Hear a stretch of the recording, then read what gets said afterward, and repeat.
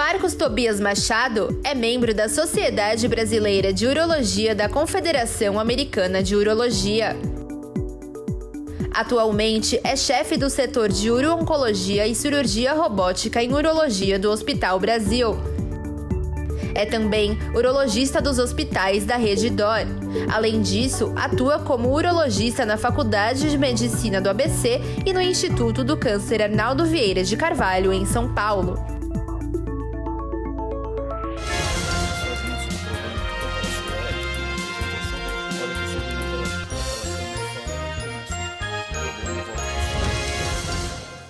Boa noite. O nosso tema de hoje, Novembro Azul. Você, meu amigo, você homem, preste muita atenção, é do seu interesse. E o nosso convidado é o Dr. Marcos Tobias Machado. Ele é especialista em uro-oncologia. Doutor, muito obrigado por ter aceito o convite. É um prazer recebê-lo aqui. É isso, o prazer é meu. Novembro Azul. Hoje já está bem mais divulgado. Eu já fiz, inclusive, com colegas seus, alguns anos atrás, outros programas sobre o assunto. Mas parece que a gente tem que realmente bater e conscientizar. Porque o homem, né, nós podemos falar aqui à vontade, parece que o homem é um pouquinho relaxado com a saúde, mais relaxado que a mulher, né? Na verdade, a campanha do Novembro Azul é uma campanha internacional que chama Movember. Né?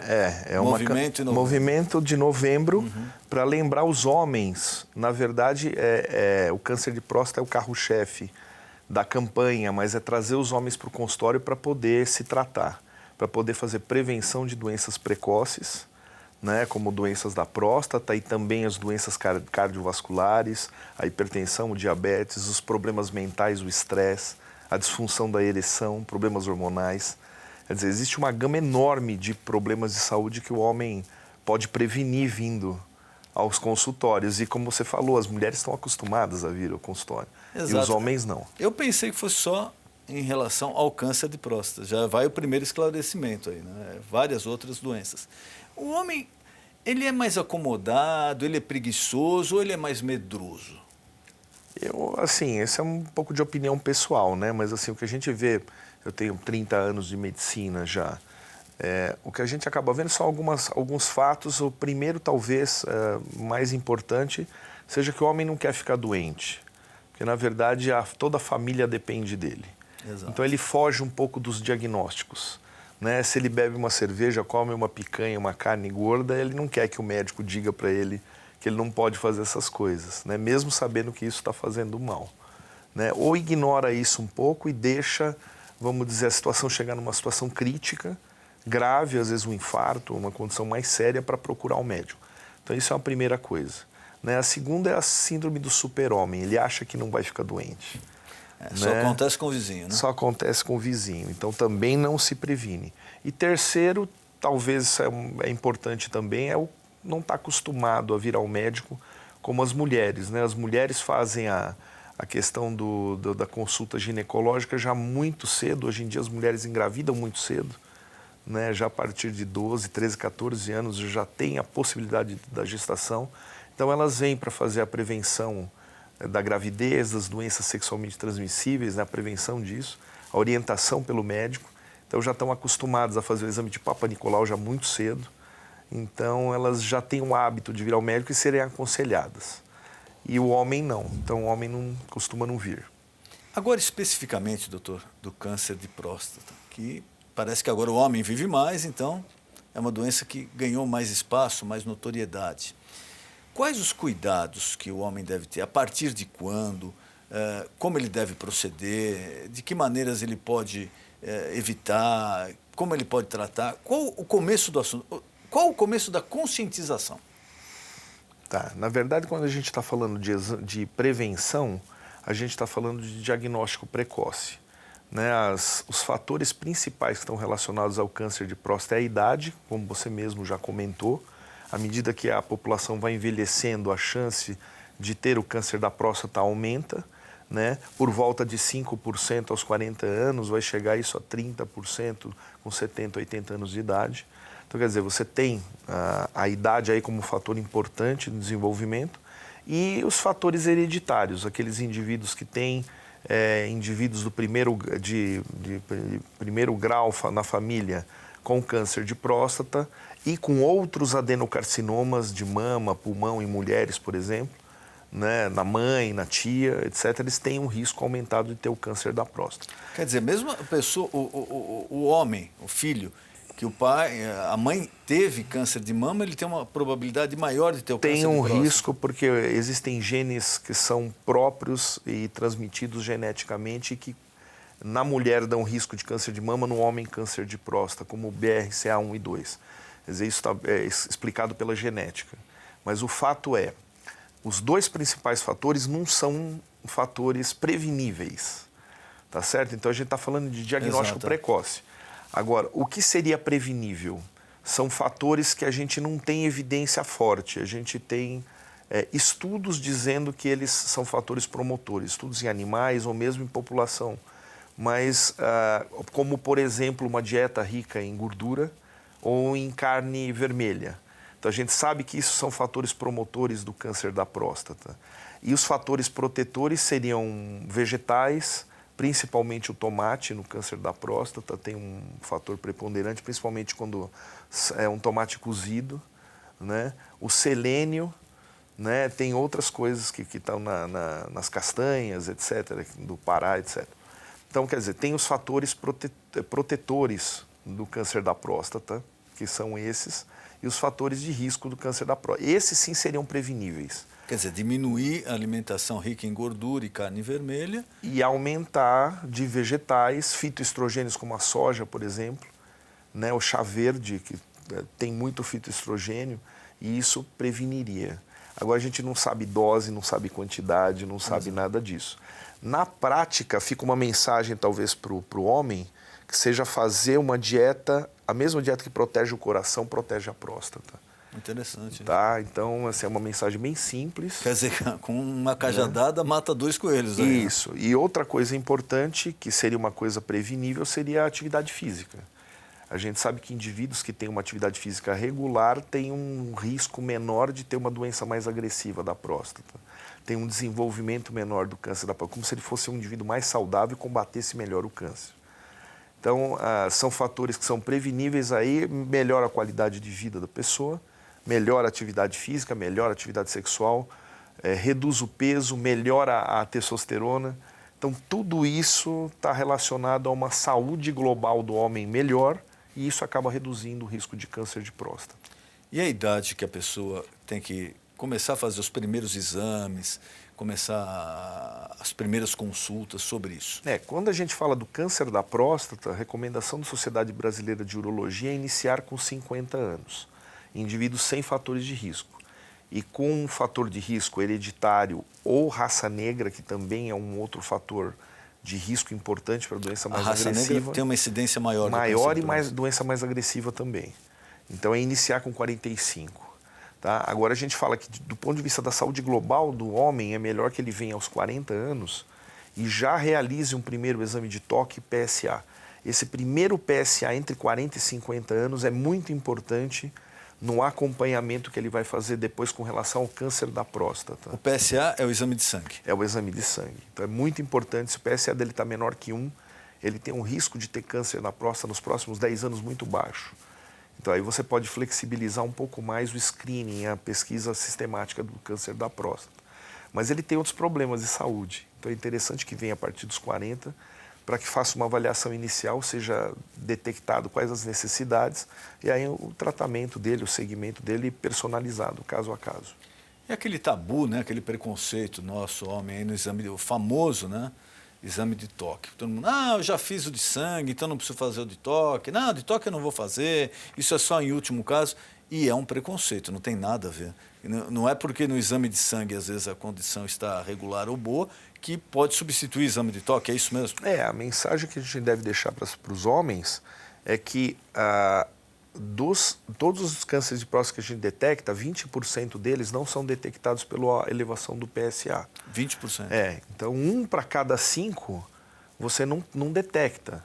Então se você acha que ter 80% de acurácia numa detecção precoce é suficiente, você não faz o exame de toque, que é uma grande bobeira, porque é um exame simples, rápido, vai levar menos de 1 minuto, é feito com lubrificante, então não tem dor, né? Se você explica para o paciente para relaxar, porque o problema é quando ele contrai muito e às vezes dificulta o médico de fazer o exame. Fica um exame de pior qualidade e com dor, né? Se ele relaxa, você lubrifica bem, é um exame rápido, né? Que tem por objetivo ver a consistência da próstata, ver se tem algum nódulo na próstata, algum endurecimento focal. E é rápido você fazer isso. Avalia mais ou menos o tamanho da próstata também. E vê também a parte do reto, é um exame que não vê só a próstata. Você vê hemorroida, tumor de reto.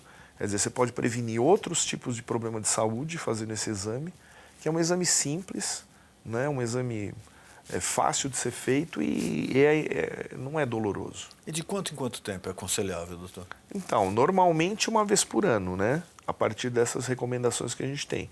E aí a gente verifica, a partir de determinados fatores, principalmente do PSA, se a gente pode ou não flexibilizar esse exame. Aí é realmente caso a caso, né? Tem médico que indica fazer todo ano, tem médico que já está indicando flexibilizar um pouco mais. Então é muito individual aí como é que você faz. Mas a ideia é venha numa primeira avaliação e siga com o médico, de preferência o mesmo, que vai ter todo o teu histórico, vai ter os exames anteriores, e aí ele vai poder te dizer exatamente como é que tem que seguir. Me parece que, nesses casos, a prevenção é essencial. É muito mais fácil de tratar no começo. Isso é bem claro, né? Tanto para o câncer da próstata quanto para a hiperplasia prostática, que é o crescimento benigno da próstata. Se você tem uma doença em fase inicial, no câncer, você tem 90% de chance de curabilidade. 90% se pegar no início. Se você pega uma doença já avançada, e o sítio principal são os ossos, você praticamente não tem a curabilidade dessa doença, é muito baixa, né? Mesmo que hoje a gente tenha uma série de medicamentos, uma evolução muito grande no tratamento, que prolongam a vida do indivíduo com qualidade de vida. Mas o ideal é que a gente cure. E com relação à cura, os tratamentos evoluíram muito também, né? A gente tem tratamentos menos invasivos hoje, que preservam as funções, principalmente a urinária e a sexual, que preocupam mais o homem, e mantém a curabilidade. Então hoje não tem desculpa, tem que vir para o médico, faz o diagnóstico precoce e, dependendo de caso a caso, faz o tratamento, que hoje a gente tem uma evolução muito grande nos tratamentos, né? Raramente o indivíduo fica com uma sequela muito grave como a gente via no passado, né? E hoje a gente tem os tratamentos para sequelas também, tanto do ponto de vista urinário, do ponto de vista sexual. Muitas pessoas falam isso, mas vai acabar minha vida sexual, eu não vou... O que acontece, é interessante esse assunto, muito interessante. A gente vê um perfil de pacientes, alguns deles que colocam a desculpa na doença para encerrar a atividade sexual dele, né? Ele não quer fazer nada que não seja natural, não quer tomar um remédio, não quer fazer injeção no pênis, não quer colocar prótese.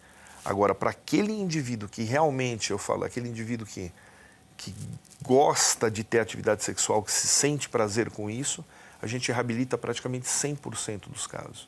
Ou com remédio, com injeção, ou mesmo com a prótese, depois de 2 anos da cirurgia, se realmente fica estabelecida a disfunção na ereção, a gente consegue pôr a prótese, tem um índice de qualidade de vida, de aceitação do doente altíssimo, né? Satisfação pessoal. Então a gente consegue realmente reabilitar a função daqueles que realmente desejam reabilitar. Para quem ainda não fez nenhum exame, nem o PSA, nem o toque, tem algum sintoma que a pessoa vai percebendo que é um sinal de alerta? Então, nas fases iniciais a doença praticamente não dá sintoma nenhum. Não dá. Não dá, né? A próstata é uma glândulazinha do tamanho de uma noz que fica embaixo da bexiga e a uretra passa por dentro dela. Quando que dá sintoma? Quando aperta a uretra, né? Só que o câncer da próstata dá na periferia da próstata. Então, para apertar a uretra tem que ser uma coisa enorme, né? O que aperta mais a uretra é a doença benigna, que cresce em volta da uretra.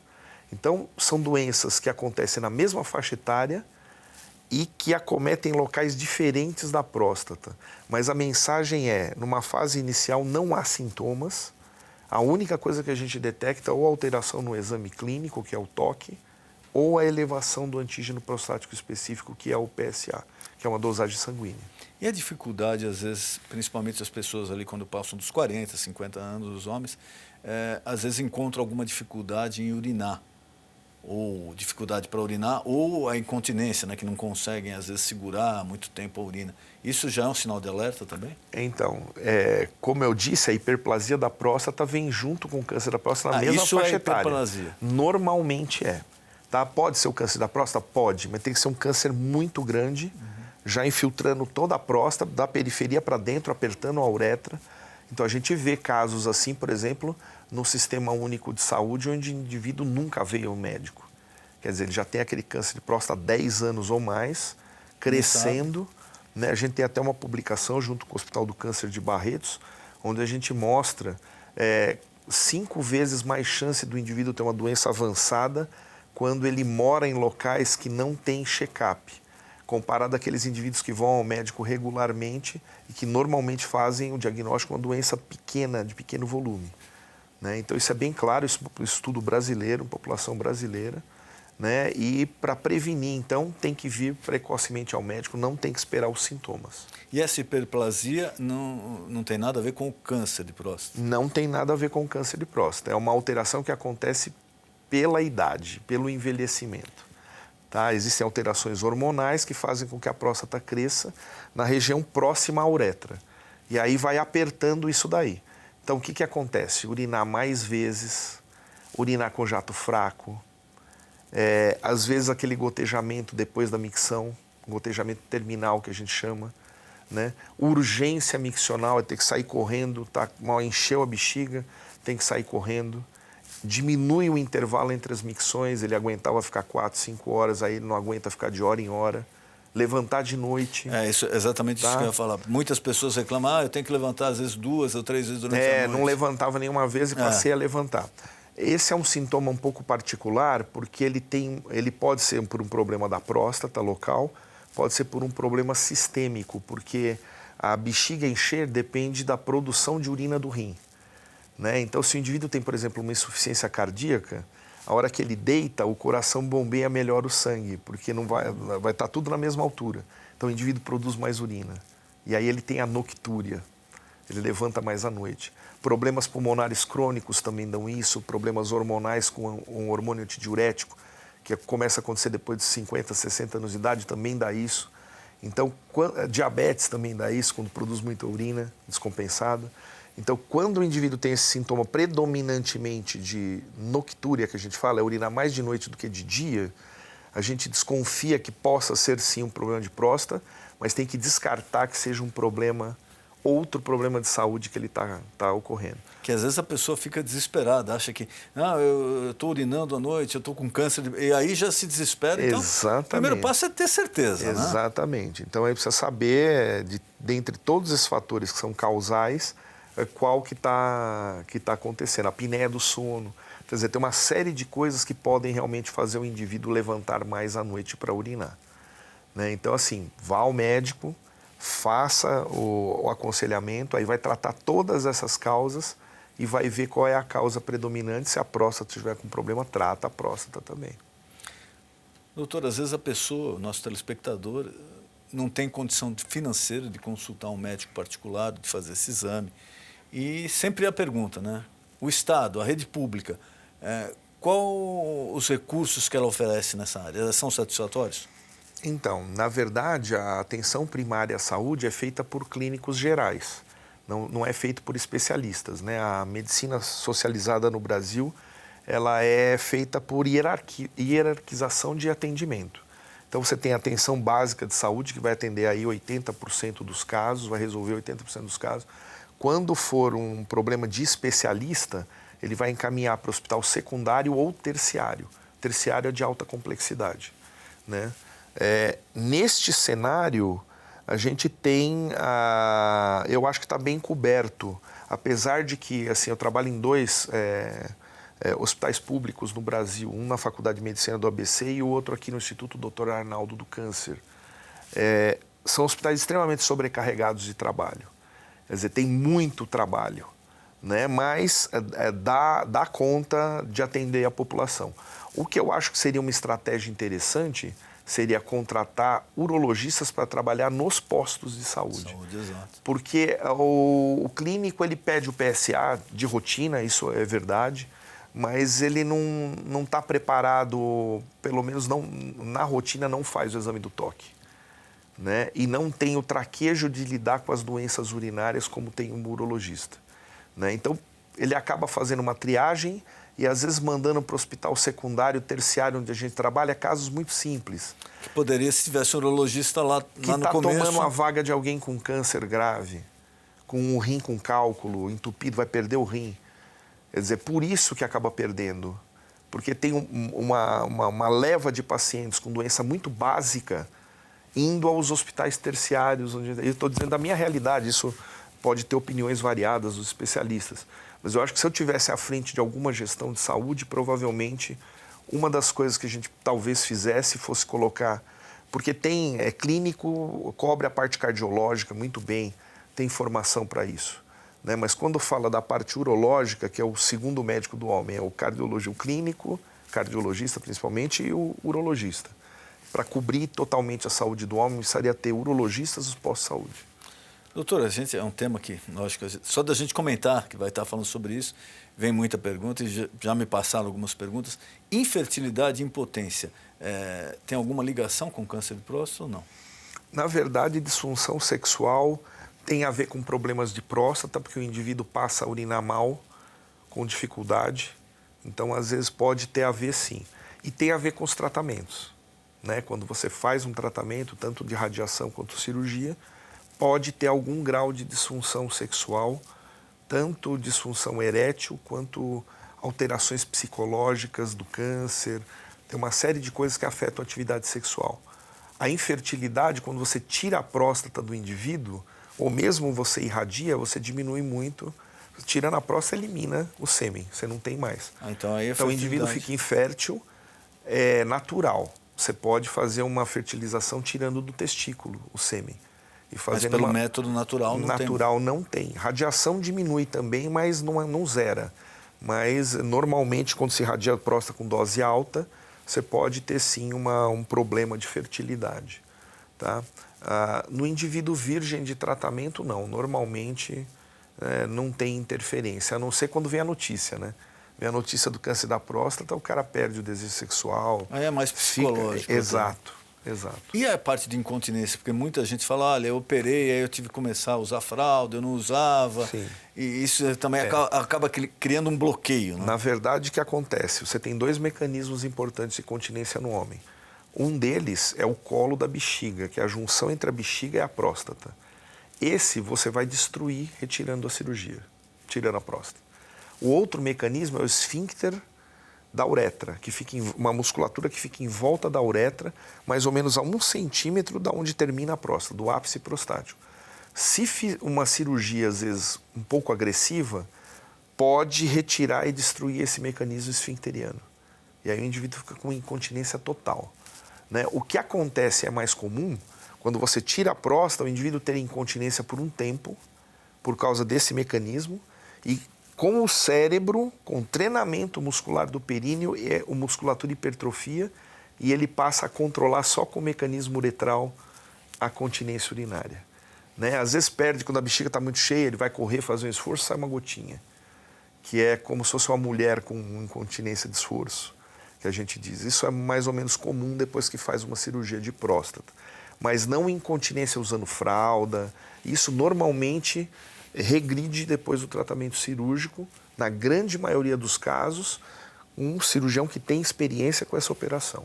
E hoje em dia, utilizando as técnicas modernas que a gente tem de amplificação de imagem, como a cirurgia laparoscópica e a robótica, isso aumentou muito a precisão da gente preservar essas fibras esfincterianas. Então a continência urinária tem sido muito precoce. Antigamente a gente falava, pode esperar 1 ano. Hoje a gente sabe que aqueles que não corrigem totalmente com 3 meses vão ter uma recuperação de continência muito lenta. Mas a grande maioria, com 3 meses, uma cirurgia bem feita já normalmente recupera. Às vezes existe a confusão, né, do câncer de próstata e o câncer de bexiga. Eu queria que o senhor esclarecesse. Um está ligado ao outro, não? Na verdade, quem tem câncer de próstata tem um risco aumentado de ter câncer de bexiga e vice-versa, né? Mas não tem muito a ver uma coisa com a outra, né? O câncer de bexiga está muito ligado ao fumo, ao tabagismo. Né? A bexiga é um órgão de capacitância, ou seja, a urina é produzida para segurar a urina. Então, tudo que é jogado na urina pode, de alguma maneira, lesionar o epitélio da bexiga, né? E o tabaco, né, os produtos do fumo, fazem isso, né? Aminas aromáticas como tintas, essas coisas todas vão aumentar o risco do câncer da bexiga. Então, o câncer da bexiga é um câncer muito ocupacional, a gente fala. Esse é totalmente prevenível, né? Com medida, você parar de fumar, você vai evitar o câncer de bexiga na grande maioria dos casos. Né? O câncer da próstata não, a maior parte dos fatores são aqueles fatores que a gente não modifica, né? Então tem uma diferença. Doutor, queria mais uma vez agradecer a presença do senhor aqui, nosso tempo está acabando. Eu acho que hoje o nosso telespectador recebeu uma carga de informação importante. Você deve consultar o médico, você deve fazer o exame de toque, você deve tomar todas as cautelas para não ser atacado por essa doença. Eu queria mais uma vez agradecer ao doutor e colocar à disposição, se o senhor quiser passar algum contato, algum recado, algum tema que eu não perguntei, algum alerta adicional ao nosso telespectador, por favor, fique à vontade. Não, acho que vale a pena deixar uma mensagem final para que o homem venha ao consultório médico, tenha esse costume de fazer os exames de rotina para poder ter uma avaliação personalizada, né? Transformar o urologista num amigo. Realmente existe uma campanha na Sociedade Brasileira de Urologia para que o urologista seja visualizado como um médico do homem, né? O conselheiro que possa, então, direcionar ele para os vários problemas que ele tem, né? Poder aconselhar principalmente com a parte sexual, que é um tabu grande para os homens. Não precisa ter problema sexual, não precisa ter problema ejaculatório, que é uma outra coisa que a gente não discutiu, mas que é comum. Então, venha para o médico, né? Faça a prevenção de doenças graves como o câncer. Eu acho que essa é a grande mensagem, porque o Brasil que a gente quer é o Brasil com homem saudável, né? Que é um indivíduo que mantém a família, e eu acho que a ligação é muito importante. Doutor, muito obrigado, foi um prazer receber você. É isso, o prazer foi meu. Se você quer assistir novamente, ficou em dúvida, quer assistir uma parte, o programa inteiro, ou você deve indicar a um amigo que assista esse programa pelas informações, pela prevenção do tratamento. Você pode indicar acessando o nosso canal no YouTube. Você está vendo agora aí. Esse canal é o canal do programa no YouTube. Lá você vai encontrar todos os programas já veiculados. E esse é de extrema importância. Você tem que divulgar. Nós estamos fazendo a nossa parte, divulgando o Novembro Azul. Mas você também é o nosso parceiro, o nosso companheiro nessa divulgação. Indique o nosso canal no YouTube para assistir novamente esse programa. E se você quiser participar, vala-se da rede social, tanto do Facebook quanto também do Instagram. Você pode mandar sua mensagem, o seu elogio, a sua crítica, o tema que você gostaria que fosse alvo do programa. Nós vamos sempre apreciar, porque o programa é feito pensando em você. Boa noite.